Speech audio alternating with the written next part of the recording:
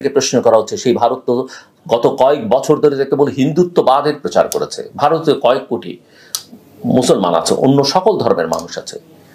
কাজে তারা যখন প্রশ্ন করেন, আমি মনে করি প্রফেসর ইউনূস অত্যন্ত স্মার্টলি উত্তর দিয়েছেন এবং তিনি বলেছেন যে ভারতের সঙ্গে বাংলাদেশের এনগেজমেন্ট থাকতে হবে, কিন্তু কেউ যদি মনে করেন বাংলাদেশকে ডিস্ট্যাবিলাইজ করবেন, তাহলে তাদেরকেও মাথায় রাখতে হবে 18 কোটি মানুষের দেশ, 17 কোটি মানুষের দেশ, তারাও স্টেবল থাকবেন না। ইন্ডিয়া, তার 7 সিস্টার্স, মিয়ানমার, এগুলো স্টেবল থাকবে না। আমি মনে করি প্রফেসর মোহাম্মদ ইউনূস অত্যন্ত শক্ত ভাষায় এই বার্তাটা সবার জন্য দিয়ে দিয়েছেন এবং এটা অত্যন্ত ভালো দিক। কিন্তু আমি আশা করব 2007-8 কিংবা তার আগে পরে বাংলাদেশে যেভাবে গোয়েন্দা সংস্থাগুলো বিএনপি ব্যবহার করেছে, আওয়ামী লীগ ব্যবহার করেছে, তো বেশিভাবে ব্যবহার করেছে, গোয়েন্দা সংস্থাগুলো বাংলাদেশের মানুষের অধিকার নিয়ে কোনো কাজ যেন তারা না করেন, অধিকার হরণ হয় এমন কোনো কাজ না করেন, ডোমেস্টিক পলিটিক্স তারা যেন মাথা না ঘামান, এটা রাজনীতিবিদদের করতে দেন। এই কাজ ওয়াচডগ হিসেবে সংবাদ মাধ্যম করুক, তারা যেন এটা না করেন। তারা রাষ্ট্রের জন্য কাজ করবেন, তারা যেন কোনো দলীয় সরকারের জন্য কাজ না করেন, কোনো আয়নাঘর তৈরি না করেন, তারা যেন ব্যক্তি স্বাধীনতা হরণ করবার জন্য কারো টেলিফোন কল টেপ না করেন। যা করবেন তারা রাষ্ট্রীয় নিরাপত্তার জন্য, যা করবেন তারা আমাদের বৈদেশিক সম্পর্ক উন্নয়নের করবার জন্য, বাংলাদেশের স্বাধীনতা সার্বভৌমত্ব রক্ষা করবার জন্য। আমি মনে করি সরকারের সেটা দায়িত্ব এবং সশস্ত্র বাহিনীর, বিশেষ করে সামরিক বাহিনীর যিনি প্রধান আছেন, এটা তার অত্যন্ত গুরুত্বপূর্ণ দায়িত্ব। ইতিমধ্যেই অনেক গুরুত্বপূর্ণ দায়িত্ব, ঐতিহাসিক দায়িত্ব নিয়েছেন, পালন করছেন। আমি মনে করি সেটা তাদের প্রধান কাজ হবে। এই প্রতিষ্ঠানগুলো রাষ্ট্রের জন্য দরকার। আমরা এমন একটা জিওপলিটিক্যাল, জিওস্ট্র্যাটেজিক লোকেশনের মধ্যে আছি। আমি অনেকদিন ধরে বলছি, বাংলাদেশ আর দর্শক থাকবে না, বাংলাদেশকে খেলোয়াড় হতে হবে, ছোট খেলোয়াড়। ভারত কি বলবে না বলবে, পাকিস্তান কি করবে না করবে, সেটা বুঝে আমার নীতি ঠিক করতে হবে না। আমরা সক্ষম, আমরা আমাদেরটা করব এবং আমি বিশ্বাস করি এর জন্য আমাকে অনেকে ক্রিটিসাইজও করে। আমি মনে করি আমাদের এই ডেটারেন্স তৈরি করতে হবে এবং তার জন্য আমাদের পশ্চিমের সঙ্গে অনেক নিবিড় সম্পর্ক তৈরি করতে হবে, মার্কিন যুক্তরাষ্ট্র সহ, ইউরোপীয় ইউনিয়ন সহ, যুক্তরাজ্য, কানাডা, অস্ট্রেলিয়ার সঙ্গে। এবং আমি মনে করি প্রফেসর ইউনূস সেটা করতে পারবে। অবশ্যই ভারতের সঙ্গে আমাদের এনগেজমেন্ট বাড়াতে হবে, অবশ্যই, কিন্তু ভারতকে বুঝতে হবে যে তারা একদিন যা করেছে সেটা ভুল করেছে। তাদের ইতিমধ্যেই দরজা ওপেন করা দরকার। এখানে বাংলাদেশে যারা স্টেক হোল্ডার আছে, রাজনৈতিক এবং অন্যান্য ক্ষেত্রে, তাদের সঙ্গে তাদের এনগেজমেন্ট বাড়ানো দরকার। আমাদের একটা উইন উইন সিচুয়েশন তৈরি করা দরকার, সমমর্যাদার সম্পর্ক তৈরি করা দরকার। চীনের সঙ্গে এনগেজমেন্ট রাখতে হবে, সেটাও আমি মনে করি, কিন্তু আমাদের সম্পর্কটা, মূল নজরটা সেখানে দিতে হবে।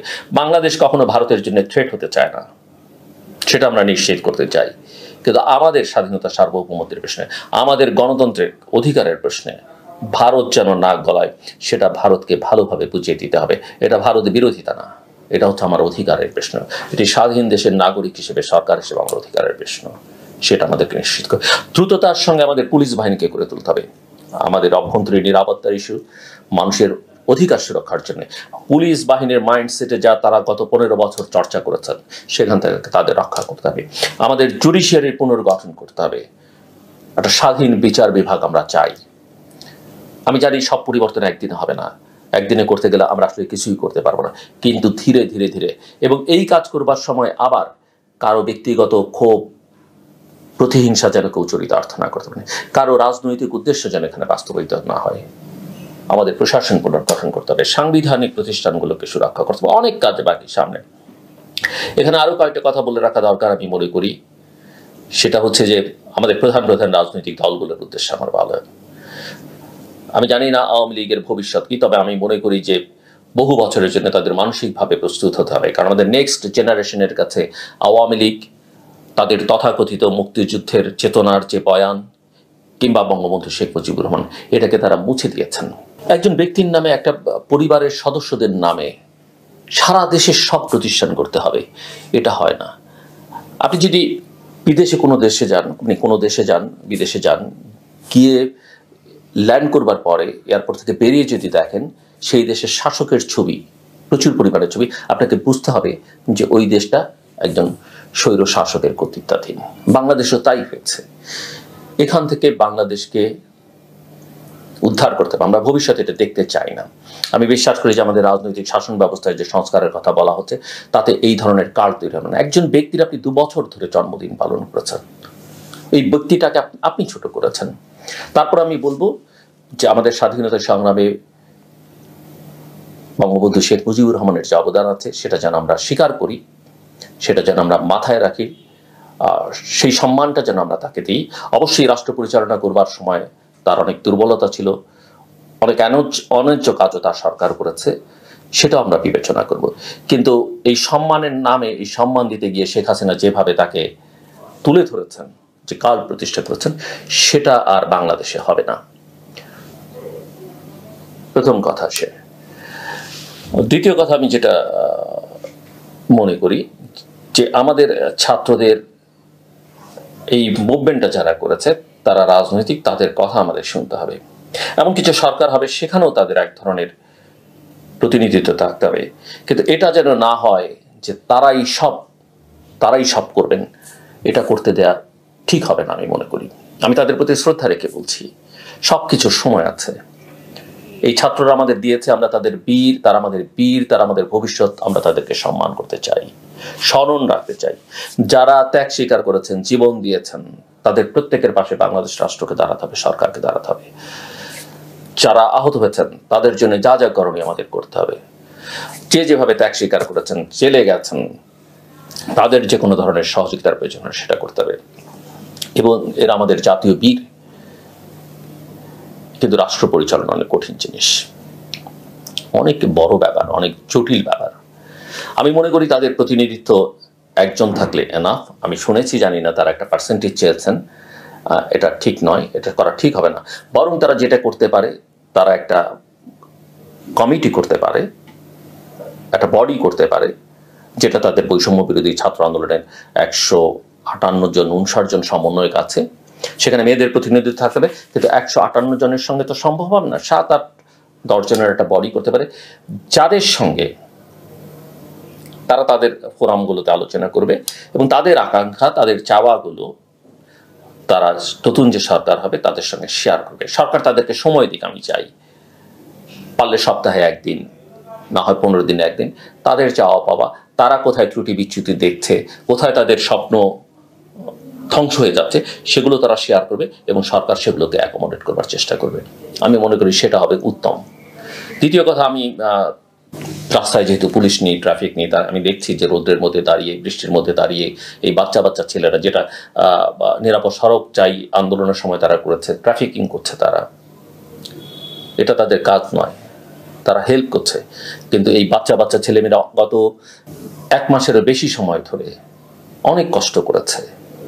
এদেরকে আসলে আমাদের ঘরে ফিরিয়ে নেওয়া দরকার। অবশ্যই তারা পাহারা দিবে, যেটা আমি একজন সমন্বয়ক বলছিলেন যে যতক্ষণ না জনগণের নির্বাচিত প্রতিনিধিরা রাষ্ট্র ক্ষমতা চাচ্ছেন ততক্ষণ পর্যন্ত আমরা সবকিছু পাহারা দিব। আমি মনে করি এদের সেখানেই দায়িত্ব শেষ নয়, তারপরেও তারা পাহারা দিবে, তারপরেও তারা কথা বলবে, তারপরেও হয়তো নাহিদ থাকবে না, সার্জিস থাকবে না, আসিফ থাকবে না, বাকির থাকবে না, আরো যারা আছে আমি সবার নাম নিতে পারছি না সময়ের কারণে, তারা হয়তো থাকবে, কিন্তু তাদের উত্তরসূরিরাও থাকবে। এই পাহারাদারের কাজটা তারা করুক, আমি চাই। কিন্তু যেটা আমি বলছিলাম যে তাদেরকে আমাদের দ্রুত শিক্ষাঙ্গনে ফিরিয়ে নেওয়া উচিত, শিক্ষাঙ্গনের পরিবেশ ফিরিয়ে আনা উচিত। এবং আমাদের শিক্ষকদের মধ্যে যে রাজনীতির চর্চা আছে, বিশ্ববিদ্যালয়গুলোতে 73-এর অধ্যাদেশের ব্যবহার করে, বিশ্ববিদ্যালয় অধ্যাদেশ 73 ব্যবহার করে যে রাজনীতির চর্চা, এই দলীয় রাজনীতির চর্চা থেকে তারা, শিক্ষকরা রাজনৈতিক দল করতে পারবেন না সেটা আমি বলছি না, কিন্তু ওই যে তাদের ভোট ব্যাংক করবার যে প্রচেষ্টা এবং সবকিছুতে অন্ধভাবে, এটা অতীতে কখনো ছিল না, এই দলীয় রাজনীতি করবার প্রবণতা, সেটা ঠিক করতে হবে। এবং বিশ্ববিদ্যালয় করে নতুন করে এবং সকল শিক্ষা প্রতিষ্ঠানকে নতুন করে সাজাতে হবে। নতুন সরকারকে, প্রফেসর ইউনূসের নেতৃত্বাধীন সরকারকে অবশ্যই শিক্ষা এবং স্বাস্থ্যে অনেক বেশি মনোযোগ দিতে হবে। সামরিক বাহিনীর প্রতি আমার অনুরোধ থাকবে যে তারা দেশের ল অ্যান্ড অর্ডার সিচুয়েশন ফিরিয়ে আনবার জন্য মূল ভূমিকা পালন করবেন। রাজনৈতিক পার্টটা নতুন সরকার দেখুক। তারা, আমি মনে করি 6 থেকে 1 বছর এই সময়ের মধ্যে দেশটাকে মোটামুটি ঠিকঠাক করে একটা নির্বাচন দেবেন। তার আগে আমার কতগুলো চাওয়া আছে যে আওয়ামী লীগ, আমি চাই যে এই দলটিও রাজনীতি করুক। আমরা ডেমোক্রেসির কথা বলি, যদি কেউ করতে চান সেটা আমি তো বললে হবে না। আওয়ামী লীগের ভেতর থেকে যদি বেরিয়ে কেউ সাহস করে করতে চান করবেন, তাদেরকে স্পেস দিতে হবে। এবং অবশ্যই আওয়ামী লীগ যা করেছে শেখ হাসিনার সরকার তার দায় স্বীকার করে নিয়ে ব্যক্তিগতভাবে না দলীয়ভাবে তারা ক্ষমা চাইবেন, যেটা আসলে শেখ হাসিনার চাওয়া উচিত ছিল বাংলাদেশের জনগণের কাছে। আমি মনে করি বাংলাদেশ জাতীয়তাবাদী দল ক্ষমতায় থেকে অনেক ভুল করেছে, অনেক অন্যায় করেছে।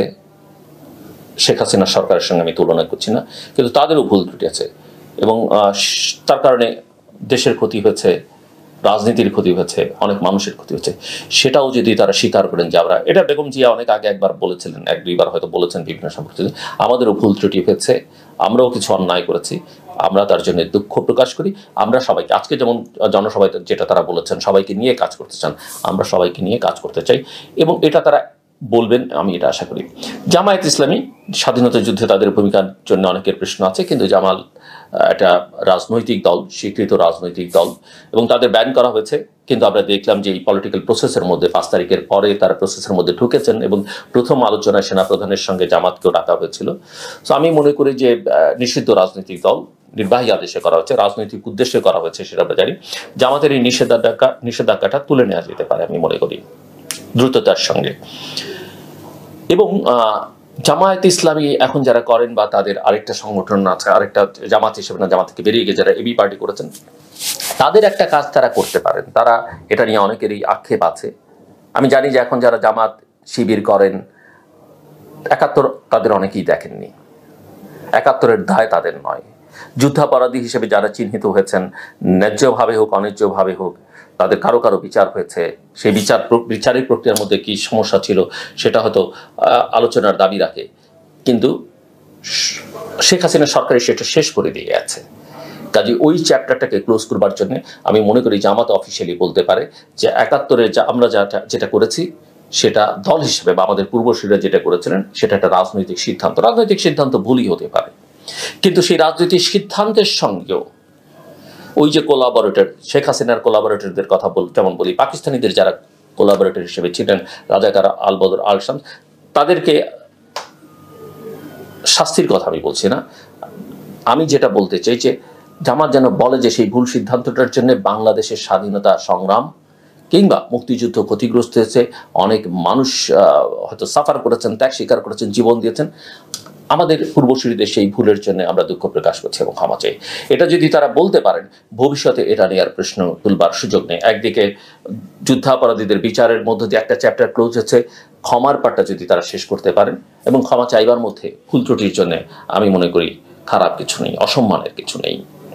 শেখ হাসিনা প্রচুর মানুষকে অসম্মান করেছেন, তার সরকার করেছে, তার সতীর্থরা করেছে, ঘৃণা ছড়িয়েছেন এবং সেই ঘৃণার ফলাফল তিনি পেয়েছেন। যে অসম্মান তিনি গোটা জাতিকে করেছেন তার চেয়ে বেশি অসম্মানে তাকে বিদায় নিতে হয়েছে। যে বিভাজন তিনি করেছেন সেই বিভাজন নিয়ে একটা দেশ চলতে পারে না। এবং আমি প্রফেসর ইউনূস, বেগম খালেদা জিয়া, এমনকি তারেক রহমানের কথার মধ্য দিয়েও ঐক্যবদ্ধ জাতি করবার একটা প্রয়াস দেখতে পাই।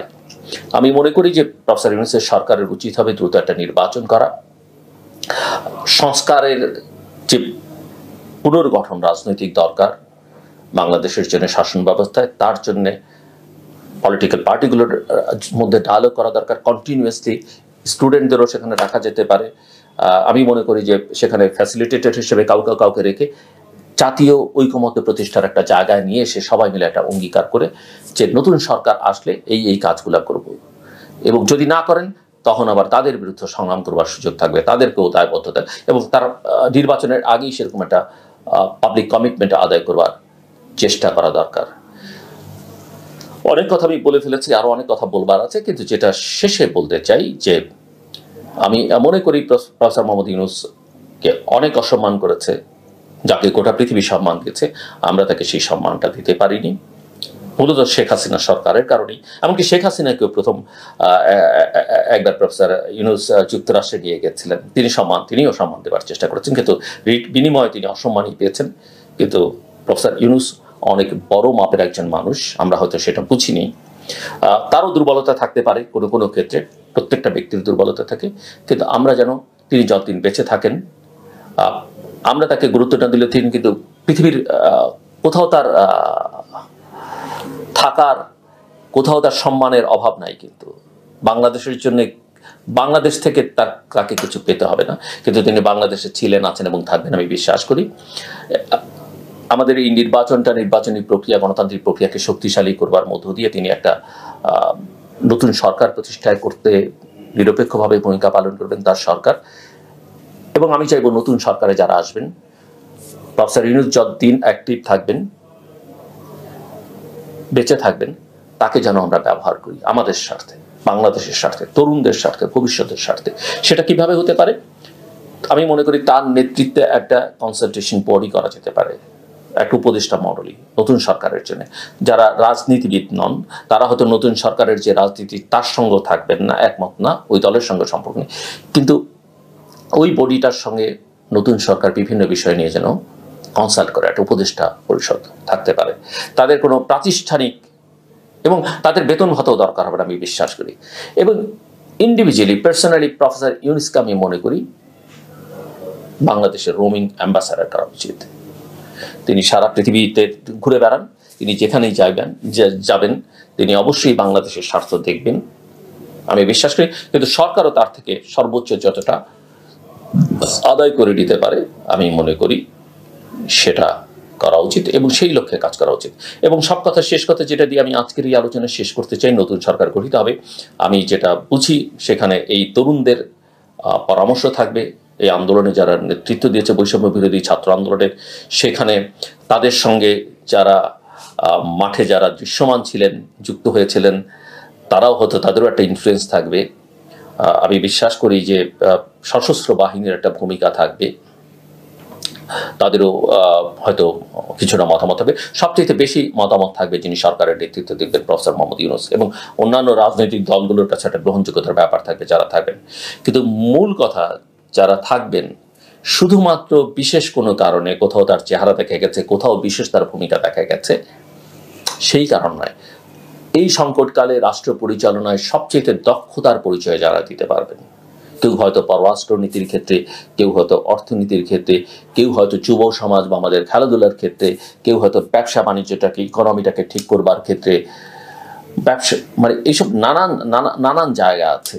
সেই সব জায়গার কথা বিবেচনা করে একটা শক্তিশালী সরকার যেন গঠিত হয়, প্রতিটা মানুষ যেন দক্ষ হয়, প্রতিটা মানুষ যেন সৎ এবং নিষ্ঠাবান হয়, যাদের নিয়ে আমাদের সমাজে কোনো রকমের প্রশ্ন নেই, এমন মানুষ হয় সবার কাছে। আমি বিশ্বাস করি 10, 11, 15 জন মানুষ খুঁজে পাওয়া খুব কঠিন নয়, এটা একটা কথা। আরেকটা কথা আমি বলি, সেটা আমি বলতে চাই যে গত 15 বছরে শেখ হাসিনার স্বৈরতন্ত্রের বিরুদ্ধে অনেক মানুষ লড়াই করেছেন, কনসিস্টেন্টলি লড়াই করছেন, দেশের ভেতরে থেকে বাইরে থেকে, চটুল কথাবার্তা বলে নয়, সারা পৃথিবীকে এনগেজ করেছেন অনেক মানুষ। এবং যারা কোনো রাজনৈতিক দলের সঙ্গে সম্পর্কিত না, যারা কোনো রাজনীতি করবেন না, যারা কোনো, আপনি তাদেরকে ক্রেন ধরে টেনেও, মানে ক্রেন দিয়ে টেনেও আপনি এই উপদেষ্টা পরিষদে ঢোকাতে পারবেন না, তাদের কথা যেন আমরা ভুলে না যাই। এবং তারা প্রত্যেকেই, এদের অনেকেই নানাভাবে নিগৃহীত হয়েছেন, দেশের ভেতরে দেশের বাইরে নানাভাবে অসম্মানিত করা হয়েছে তাদেরকে, তাদের কথা যেন আমরা ভুলে না যাই এবং ওই রেসপেক্টের জায়গাটাতে যেন তাদের রাখি। এবং ভবিষ্যতে প্রফেসর মোহাম্মদ ইউনূসের সরকার, সেই সরকারের ভুল ত্রুটি নিয়ে তারা যখন সমালোচনা করবেন, সেটা যেন সাদরে তিনি গ্রহণ করেন, তার সরকার গ্রহণ করে, এবং তারপরে যারা নির্বাচিত সরকার হবেন তারাও যেন গ্রহণ করেন। কারণ এই ভয়েসগুলো বাংলাদেশের জন্য অনেক বেশি জরুরি, বাংলাদেশের জন্য অনেক বেশি প্রয়োজনীয়, এবং এই ধারাটা যদি তারা অব্যাহত রাখেন, তাদের পরবর্তী প্রজন্মেরও অনেকে এই ধারায় যুক্ত হবেন।